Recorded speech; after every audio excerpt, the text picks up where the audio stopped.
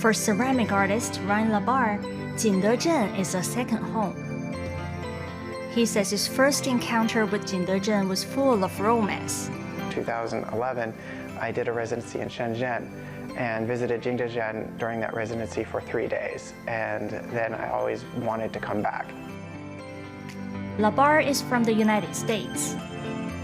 He returned to Jingdezhen in 2015 on the invitation of the local government.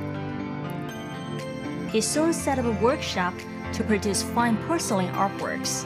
It's kind of like, I always tell people it's kind of like a son returning home, but to stay here, it's almost magical, because not only are you surrounded by the history of porcelain, you also are the mecca of porcelain, and it attracts porcelain artists from all over the world.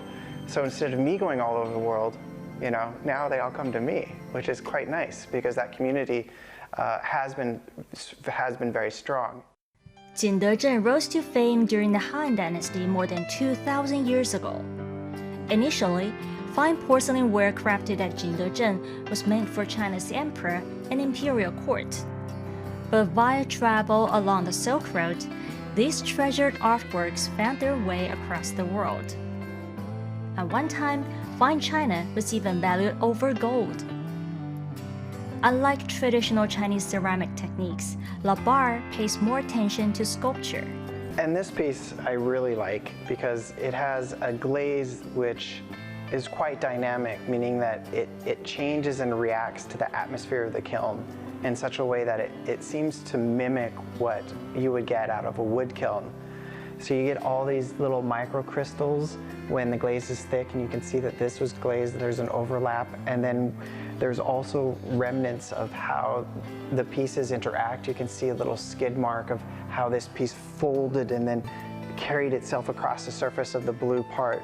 And you witness sort of like this happening that occurred in the kiln, what I call the dance, the orchestration. And then I get to pretend that I'm the conductor, and I've orchestrated this dance in the kiln, and then this is the result.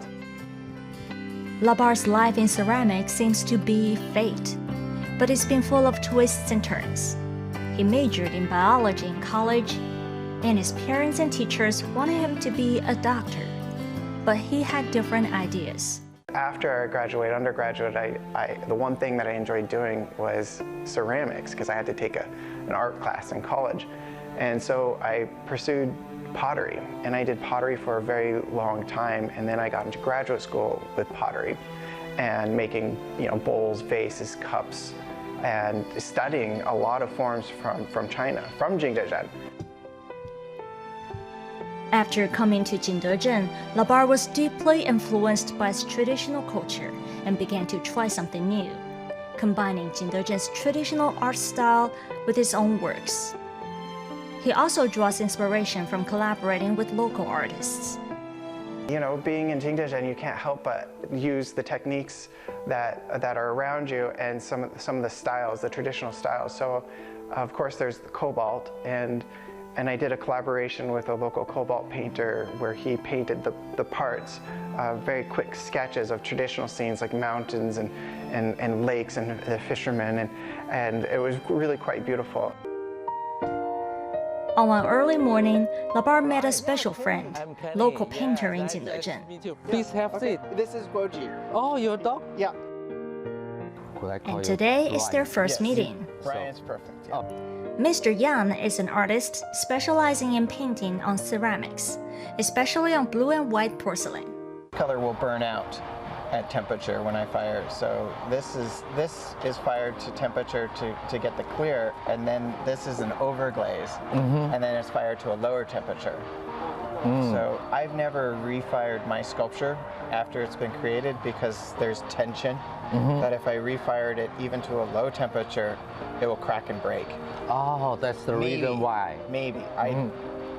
You never tried that? Not really. Back in his workshop, LaBar keeps creating as he plans future exhibitions. Although thousands of miles from home, he says Jingdezhen has become a magnet for him, always providing fresh new ideas and inspiration. Li Qiong, CGTN.